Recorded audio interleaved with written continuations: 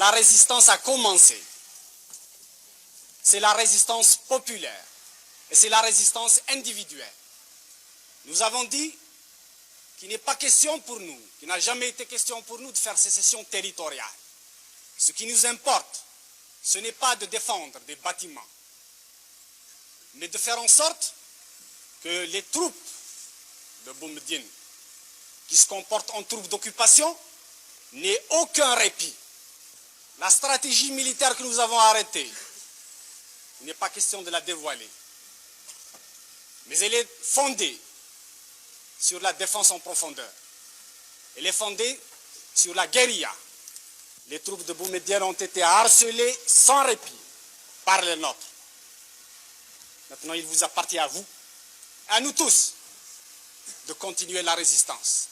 Il leur est impossible de tenir plus d'un mois parce qu'ils n'ont pas de finances, parce qu'ils n'ont pas de puissance, parce que hier, dans la nuit, ils ont été attaqués par nos troupes à Médéa et vous avez dû l'apprendre par la radio.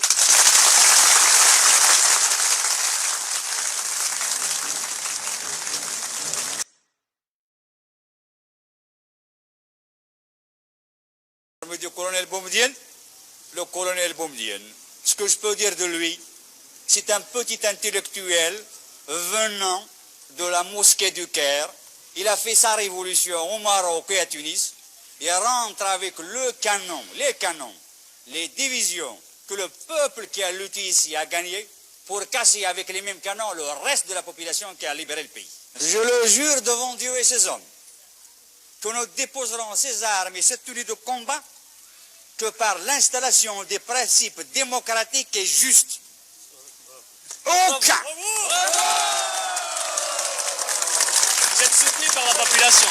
La population est derrière la démocratie. Ils aspirent à la liberté et à la démocratie. Et le pharaonisme ici. Il n'y a pas de pharaon chez nous, il n'y a pas de Ramsès II, il n'y a pas de Gamal Abdel Nasser chez nous. Ici, il y a le peuple. Qu'est-ce que vous...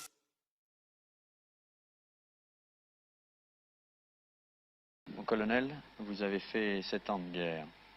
Vous êtes prête à recommencer? Oui, j'ai fait 8 ans de guerre contre le colonialisme. Si le gouvernement algérien décide à remplacer le colonialisme, je suis prêt à faire face. Des moudjahidines, des militants, après avoir lutté pendant 8 ans, se trouvent actuellement sans logement, sans pension, sans travail. Et beaucoup d'eux se trouvent dans des prisons. Je ne veux pas faire couler du sang entre Algériens. Je l'ai évité déjà. Ce qui vous a coûté vos galons.